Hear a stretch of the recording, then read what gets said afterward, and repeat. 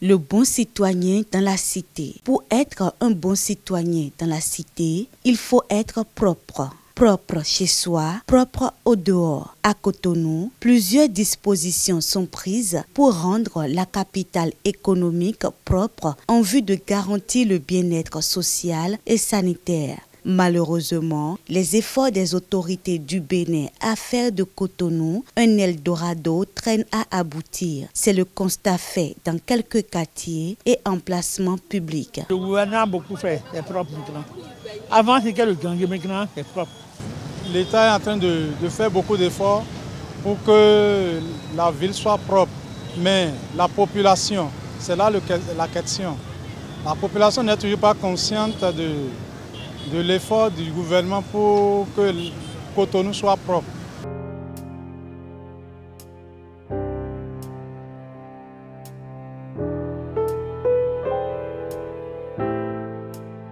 Nous voyons un peu partout de la saleté. Il y a trop de sachets, des ordures, tout ce qu'on a mangé dans les carnivores. Et là, je vois que ça ne va pas. À Cotonou, toutes les mesures sont prises pour une ville propre, pure et hygiénique. Hélas, la population, dans son élan d'insalubrité, anéantit les efforts des autorités et des personnes qui font la promotion de la salubrité et qui envisagent faire du Bénin un pays phare, scintillant et lumineux de l'Afrique.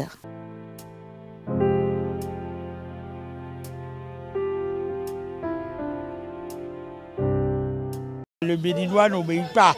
C'est la population qui jette les ordures un peu partout. C'est pour cela que nous voyons un peu partout les sachets, les déchets, l'urine partout, même les excréments. Malgré que nous avons un peu partout des poubelles, jusqu'à aujourd'hui nous constatons qu'il y a des gens qui se mettent à l'aise n'importe où.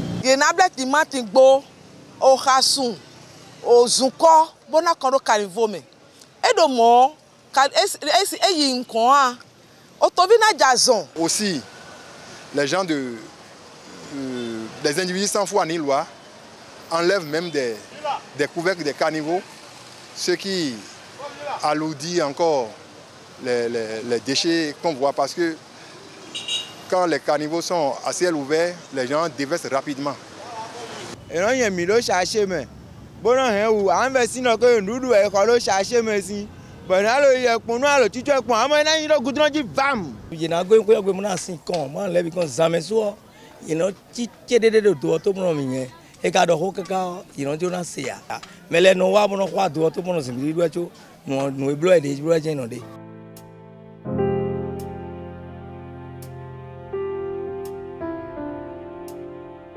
En posant de tels actes, ces citoyens créent l'insécurité physique, sociale et sanitaire et même dénaturent la ville. Ils ignorent complètement les conséquences qui sont par exemple la pollution, l'affluence des bestioles, la dégradation de la terre, l'inondation, la croissance des maladies, l'augmentation du taux de mortalité et de la pauvreté. Le vent ou l'érosion éolienne entraîne dans les caniveaux et les bonnes dames, du point de vue habitude, continuent toujours de déverser les déchets, surtout liquides.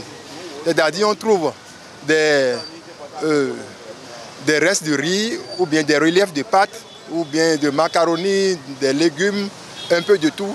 Tout ça là salit les caniveaux et risque de ne pas laisser passer librement l'eau. S'il pleut, ces sachets que nous jetons partout bloquent la circulation de l'eau. Dans les caniveaux, c'est un peu ça. Le quartier Fidion, on a 42 ans le quartier Fi. Aussi ma gbami le quartier Fi pon gbede. Amo huela di huela medion si gbami le quartier Fi. Mi ado ilo mi ndo to me zame on. E kunyo don hue bodo mi po mi meno do to po na ya zonu mi dele. E kado mo yon. La richesse de la vie, c'est la santé. Dans la santé, on ne peut pas vivre. Moi, particulièrement, je remercie beaucoup le gouvernement à cause de notre santé. La conséquence des dérivés de l'insalubrité est très lourde, une conséquence dont la population n'a pas encore conscience. Toutefois, ceux qui ont le sens du bien commun conscientisent les ignorants. c'est à nous les populations d'aider le gouvernement ou ceux qui travaillent dans ce domaine pour la propriété d'améliorer la ville pour que ça soit propre. Nous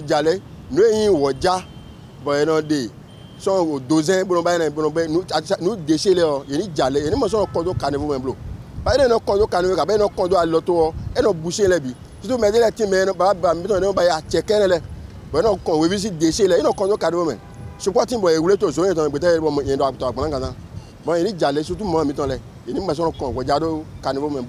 on peut prendre le cas de Ghana où il y a des caméras dans l'ombre un peu partout. Quand tu jettes des papiers, on te voit de loin et tu dois ramasser aussitôt et sous peine d'amende. À tel enseigne que la population, même s'ils mangent même des amuse-gueules et autres, là, ils mettent leur truc dans la poche. Je demande aussi aux bonnes dames, quand ils finissent les nourritures pourries, ils n'ont qu'à arranger ça dans la maison avant de venir jeter des lots suées dans le caniveau plutôt. Normalement, nous devons aider le gouvernement à rendre la ville propre. Ne plus jeter des sachets, des emballages, n'importe où. Nous avons déjà des poubelles un peu partout, que c'est bien de mettre ces ordures dans des poubelles afin de faciliter la tâche au gouvernement. La propreté, c'est d'abord nous-mêmes. Donc essayons de faire comme si c'est chez nous. Ouais. Donc comment nous rendons notre maison propre? Essayons aussi comme ça en ville et avec la méthode, ça va marcher.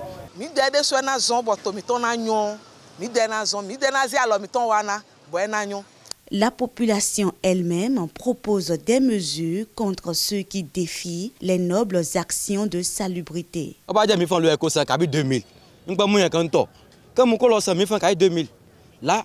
que on est bien.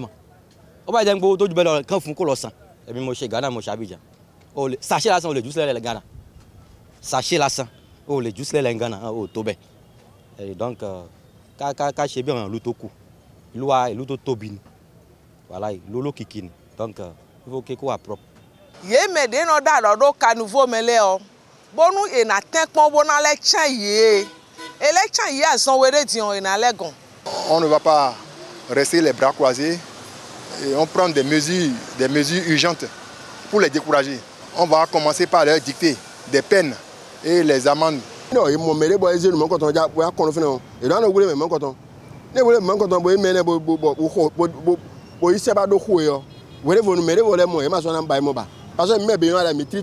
Que chaque citoyen ait le sens du bien commun.